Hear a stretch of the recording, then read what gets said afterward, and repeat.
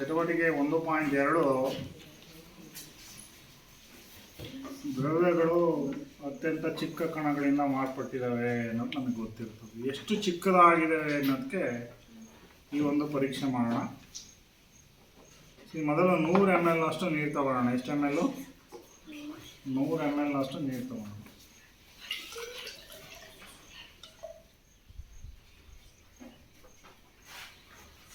So 100 ml ನೀರು ತಗೊಂಡು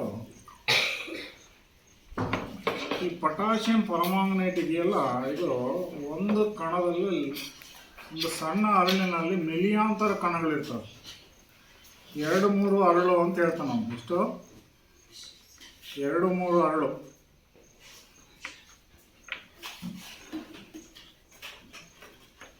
ಎಷ್ಟಾಗಿದೆ?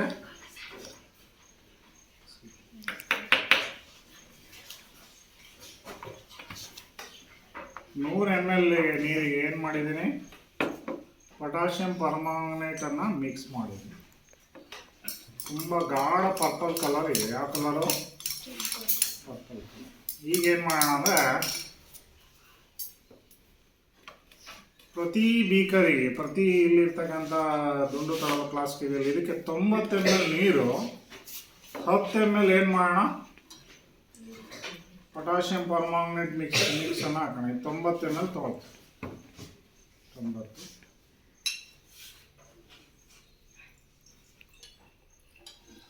ಬಾರಮ್ಮ, ಇಲ್ಲಿ 90 ml ನೀರು ಹಾಕಮ್ಮ.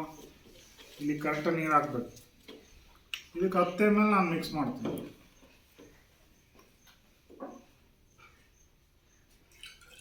ಒಂದು ಅಪ್ರಾಕ್ಸಿಮೇಟ್ಲಿ 10 ml ಮಿಕ್ಸ್ ಮಾಡಿ. ರೈಟ್, ಹಾಗೆ ಮಾಡಿ. ಇಲ್ಲಿ ನೋಡಿ, ನೆಕ್ಸ್ಟ್ ಇಟ್ಕೊ. 90 ಇದೆಯಾ ಕರೆಕ್ಟಾಗೆ? ನೆಕ್ಸ್ಟ್ 90 ml ನೀರಿಗೆ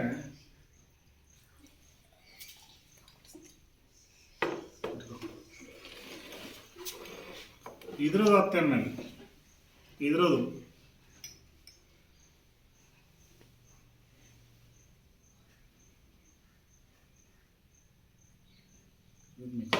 ಮತ್ತೆ 90 ml ನೀರು ಹಾಕು.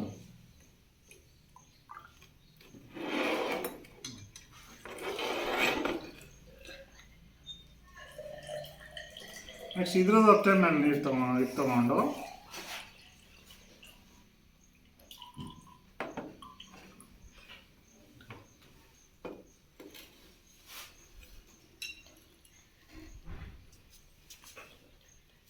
ಒಂದು 5-6 ಸತಿ ರಿಪೀಟ್ ಮಾಡೋಣ.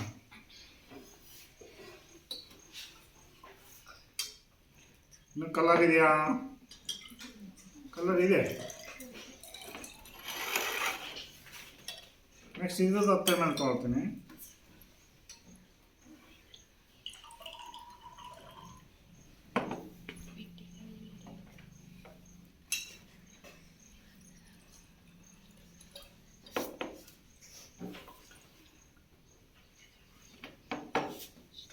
ನೆಕ್ಸ್ಟ್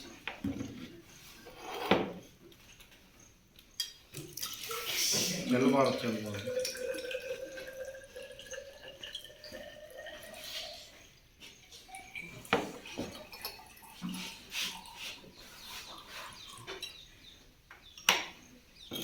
ಈಗ ಮಿಕ್ಸ್ ಮಾಡ್ತೀನಿ.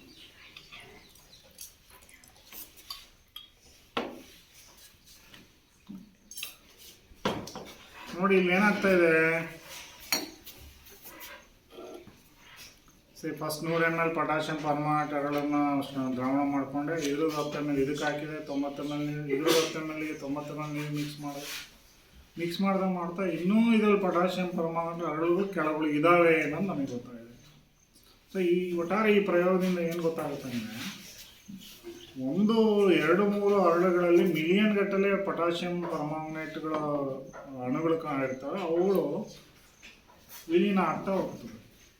ಅಂದರೆ ದ್ರವ್ಯಗಳು ಅತ್ಯಂತ ಚಿಕ್ಕ ಕಣಗಳಿಂದ ಮಾಡಲ್ಪಟ್ಟಿದ್ದಾವೆ. ಎಷ್ಟು ಚಿಕ್ಕ ಕಣಗಳಿಂದ ಮಾಡಲ್ಪಟ್ಟಿದೆ ಅನ್ನೋದಕ್ಕೆ ಈ ಪ್ರಯೋಗ ನಮಗೆ ಗೊತ್ತಾಗ್ತದೆ.